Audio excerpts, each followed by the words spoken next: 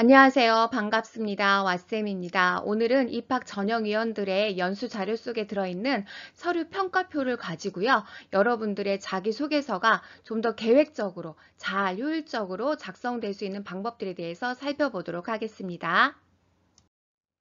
자, 여러분 자기소개서를 작성하는 이유는? 그렇죠. 합격하기 위해서죠. 그러면 합격을 위한 자기소개서의 조건이란? 맞아요. 높은 점수를 받을 수 있어야겠죠? 그러면 이 높은 점수를 받을 수 있는 방법은 무엇일까? 우리가 여태까지 자기소개서 작성을 잘해야 된다, 어찌해야 된다, 뭘 어떻게 해야 된다, 그래프로 뭐 작성해 봐야 된다, 제가 문항 분석해야 된다, 생활기록부를 분석해야 된다, 여러 가지를 이야기를 했는데 그런 것들도 좋지만 좀 더 효율적으로 눈에 확 들어올 수 있는 것들을 한번 가져와 봤어요. 어떤 거냐면 입학 전형위원들이 항상 여러분들 평가하기 전에 모여서 연수하는 자료들이 있어요. 그 연수 속에서 보는 서류 평가표가 있는데 그것들을 하나 보고 여러분들이 내 자기소개서가 어떻게 평가되고 있구나 라는 것만 알고 있어도 자기소개서 작성이 훨씬 더 쉬울 것 같다라는 생각이 들었습니다. 그래서 지금부터 자기소개서를 어떻게 평가하는지 입학 전형위원들의 서류 평가표를 보고 한번 여러분들의 자기소개서 작성법에 대해서 살펴보도록 하겠습니다. 네, 화면에서 보시는 입학전형위원회 연수 자료의 서류 평가표는요, 작년에 실시했던 2020학년도 자기주도학습 전형의 입학전형위원회 연수 교재 속에 들어있는 내용입니다. 그래서 이분들이 이런 자료를 가지고 연수를 받아요. 그래서 사실은 보시면 신입학전형, 입학전형위원회 서류 평가표라고 써져 있죠. 보시면 자기주도학습 영역과 또 인성 영역으로 나눠져 있어요. 자, 이것만 봐도 우리는 어때요? 자기소개서를 나눠서 써야겠구나. 자기주도학습 영역과 인성 영역을 나눠서 써야겠구나. 또 중간에 지원 동기의 진정성과 의지. 자, 그럼 지원 동기도 나눠서 써야겠구나. 지원 동기, 또 자기주도학습 활동의 우수성과 열정. 또 학습 계획 및 진로 계획의 의지와 열정 어때요? 세 가지로 나눠서 써야겠구나. 이건 작년 거니까 작년 기준으로만 보시면 돼요. 올해도 마찬가지겠죠. 대체로 이렇게 문항에서 요구하는 그러한 내용들을 나눠서 쓴다는 거, 문단으로 나눠서 써야 된다는 거 잊지 마시고요. 마찬가지로 인성 영역도 마찬가지예요. 관련 활동의 질적 우수성과 내적 성장의 정도. 자, 우리가 관련 활동들을 적고 그곳에서 배우고 느낀 점을 적으시오 라고 돼 있잖아요. 그래서 배우고 느낀 점을 썼는가 이런 것들을 여러분들이 벌써 어때요? 우리가 수행평가도 채점 기준표를 공개를 하잖아요. 똑같아요. 이것도 채점 기준표를 알고 있기 때문에 여러분들이 자기의 본인의 자기소개서를 이렇게 보는 것도 아주 큰 좋은 작업이라고 볼 수 있습니다. 그래서 1차로 먼저 자기소개서를 써보고 이걸 보고 채점을 한번 해보고 이게 빠졌구나 이렇구나 라고 해보는 것도 좋은 경험일 것 같아요. 그리고 좋은 피드백을 줄 수 있는 방법이고요. 그러면 여기에 맞춰서 제가 해보니까 그러면 이제 이렇게 자기소개서는 이 서류 평가표에 맞춰서 작성을 한다면 이런 점들을 유의해서 작성하면 좋겠구나 라고 제가 한번 정리를 해봤어요. 이제 다음 페이지를 한번 보시겠습니다. 네, 제가 제목을 지원자야. 너는 다 계획이 있구나 이렇게 적었는데 좀 재밌게 적어보기는 했지만 거꾸로 생각하면 돼요. 내가 막연하게 자기소개서를 쓰는 게 아니라 내 자기소개서는 이렇게 평가가 되기 때문에 이렇게 써야겠구나 라고 본인이 계획을 세우고 쓴다면 훨씬 쓰기가 문단을 잡기가 편하겠죠. 그래서 제가 몇 가지 정리해 봤습니다. 첫 번째, 입학 전형위원들이 작성하는 서류평가의 순서에 맞게 작성하는 게 좋겠다라는 거죠. 아까 보여드렸듯이 자기주도 학습 영역과 인성 영역으로 나눠서 하는 게 좋겠다.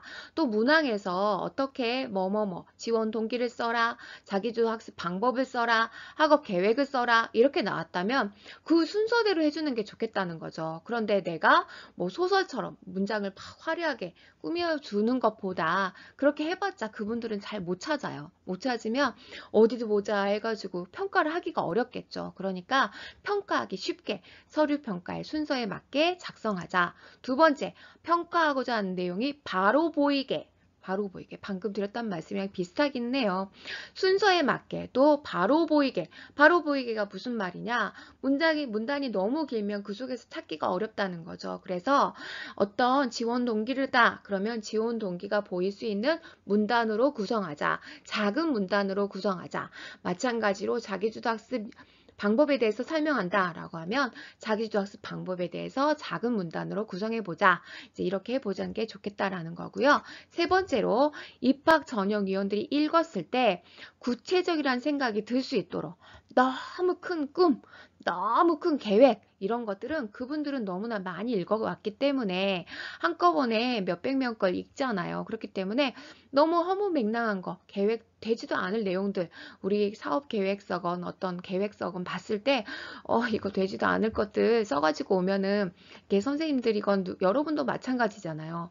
이게 누군가가 난 이건 할 거야 라고 적어오면 이게 과연 될까? 이렇게 갸우뚱하는 그런 것들에 대해서는 신뢰성이 떨어지잖아요. 그러니까 다른 사람이 내 자기소개서를 읽었을 때, 너무나 구체적이어서, 얘는 이렇게 할 수 있을 것 같아. 정말 이렇게 고민이 충분히 됐어. 라는 것들이 명확하게 마음속에 확실히 다가올 수 있도록 구체적으로 적어주는 게 좋겠다는 거죠. 조금만 더 자세히 살펴보도록 할게요. 자, 첫 번째로 서류평가의 순서에 맞게 한다는 말은 무엇이냐? 자기소개서 문항 내용의 순서에 따라서 작성하는 게 좋겠다. 아까 말씀드린 것처럼 문항에서 이제 요구하는 순서대로 작성하는 게 좋겠다. 자, 두 번째로 평가하고자 하는 내용이 바로 보이게 그러면 문항별로 문단을 작게 구성하는 게 좋겠다. 또 문단 속에서 발견하기 쉬운 곳에 핵심 문장을 배치하는 게 좋겠다. 우리 대부분의 자기소개서 관련 이런 유튜브 영상 채널 등에서 말하는 게요. 두 갈식으로 배치하라 이렇게 하는데 저 같은 경우에는 두 갈식도 좋습니다. 하지만 우리가 하다 보면은 마지막에 마무리 말을 하고 싶을 때가 있어요. 그래서 저 같은 경우는 앞쪽에 크게 뒤쪽에 마무리 그렇게 해서 문단 속에 큰 쪽을 앞쪽에 크게 한번 박아주고 인상을 심어주고 뒤쪽에 한번 마무리해주는 그런 내용들을 좋아합니다. 그래서 문단 구성을 할 때도 앞쪽과 뒤쪽에 정확하게 배치를 해주면 평가자가 봤을 때 쉽게 찾을 수 있지 않을까 하는 생각이 됩니다. 물론 그분들이 다 읽어보시겠지만 읽을 때 봤을 때 피로도가 쌓이면 도대체 이 친구가 어떤 주제를 나한테 말하고자 하는 거지? 이런 게 잘 보이지 않는다면 당연히 점수가 그렇죠. 좋은 점수는 아니겠죠. 높은 점수는 아니겠죠. 밋밋한 점수를 받는 것보다 정확하고 높은 점수를 받는 게 유리하고 좋기 때문에 우리가 보기에 문단 속에서 확실히 보일 수 있는 핵심적인 문장은 앞, 뒤. 저는 앞쪽에 더 큰 문장. 뒤쪽에 마무리 문장 이것들을 넣어주는 게 좋을 것 같다는 생각이 듭니다. 자, 그리고 마지막으로 구체적이라는 생각이 들 수 있도록 이라고 했는데요. 세 가지가 있어요. 하나는 나는 저는 그래서 그러나 등등의 글자 수 낭비를 하는 그런 등의 서술은 하지 않는다.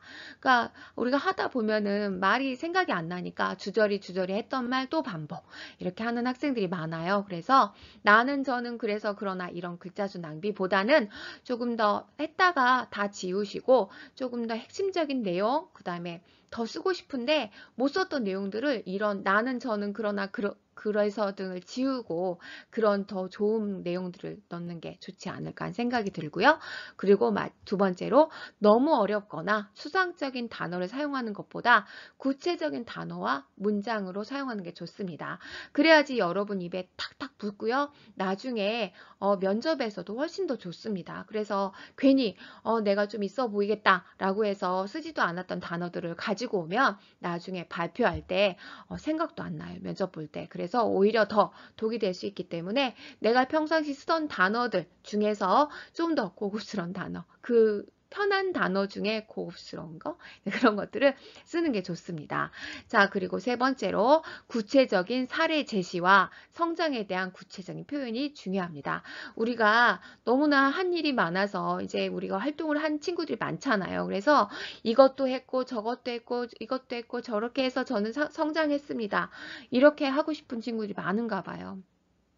나열을 막 해가지고 오는데요. 저 같은 경우에는 그 중에 가장 크게 너를 변화시킨 게 무엇이냐? 가장 하고 싶은 말이 많은 활동이 어떤 거니? 라고 물어봐요. 그러면 그걸 중심으로 작성하게 해봅니다. 그러면 작성하고 그래도 내가 다른 걸 하고 싶다. 더 말하고 싶다라고 하면 사실 생기부에 다 있거든요. 그렇지만 그래도 넣고 싶다라고 하면 이 활동은 이것으로 이어져서 나는 더 성장학을 가져오게 되었습니다. 더 성장하게 되었습니다. 뭐 어디에 더 봉사하고 있습니다. 이렇게 쓰는 게 좋을 것 같습니다. 그래서 우리가 서류평가의 순서에 맞게 바로 내용이 보일 수 있게 그리고 구체적인 생각이 들 수 있게 누군가가 나의 꿈에 대해서 말해봐라 이랬는데 내가 너무나 아주 너무 맹랑한 엄청 큰 말도 안 되는 것들을 말했을 때 그 사람이 나를 믿지 않는 것과 똑같아요. 그래서 누군가 나에 대해서 한번 네가 너의 소개를 해봐라 라고 했을 때 정말 구체적으로 내가 정말 충분히 고민했다라는 게 눈에 보일 수 있도록 그렇게 여러분들이 작성해 보는 게 좋습니다. 자, 지금까지 서류 평가표를 가지고 우리가 이야기를 해봤는데요. 그래도 이것에 맞춰서 소소한 팁 몇 가지를 말씀을 드릴게요. 첫 번째, 자기소개서는 글자 수를 처음부터 2배 이상으로 작성해 본다. 학생들이 대부분 처음부터 글자 수에 맞게 딱 맞춰서 가져오는데요. 그게 완성됐다라고 생각을 하나 봐요. 그런데 피드백 활동을 하거나 학생들과 이야기하고 약간 수정을 하다 보면 이게 글자 수가 대부분 절반으로 줄어들어 있습니다. 그래서 될 수 있으면 2배 이상으로 작성해 보는 게 좋습니다. 두 번째로 인쇄에서 각종 수식어와 중복되는 단어들을 삭제하는 게 좋습니다.